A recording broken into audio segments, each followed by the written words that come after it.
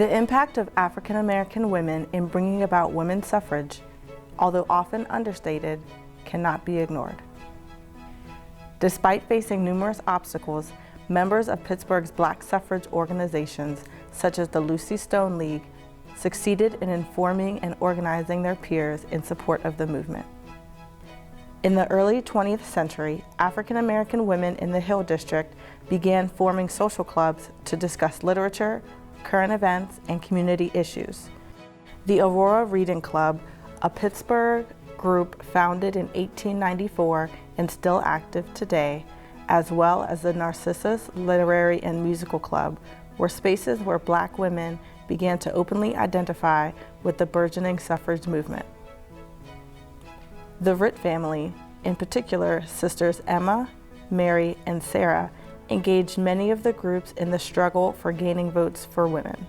As enthusiasm for suffrage grew, black women from throughout Pittsburgh began regularly attending events at the Ritt family's home. Soon, Pittsburgh's African American women opened local chapters of two national organizations devoted to supporting votes for women, the Lucy Stone Women's Suffrage League and the Anna Shaw League. The leagues frequently collaborated, and it was not uncommon for women to be members of both. Daisy Lampkin soon emerged as a dynamic leader upon joining the Lucy Stone League's Pittsburgh chapter in 1912.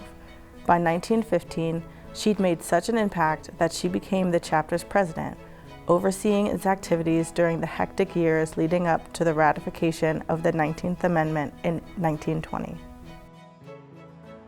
Because women weren't able to vote in this era, they had to ensure that their message appealed to men and motivate them to elect pro-suffrage politicians who would change the law.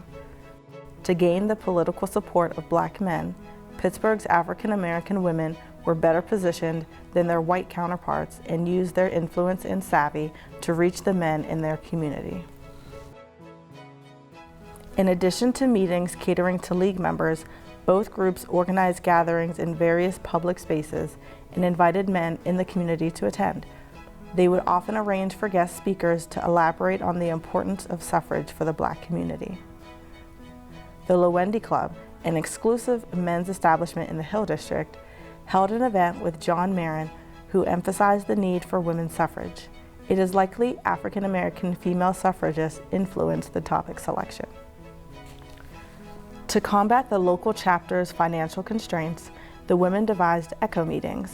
The cost of sending multiple league members to national conferences was too great, so leading suffragists like Grace Lowndes would attend a distant conference, take detailed notes, and share information with league members upon their return to Pittsburgh.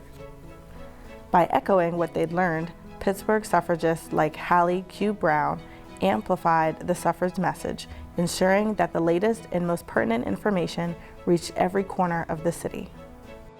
An unexpected aspect of the suffrage movement in Pittsburgh was the relationship between black and white suffragists, evidenced in the 1914 suffrage parade.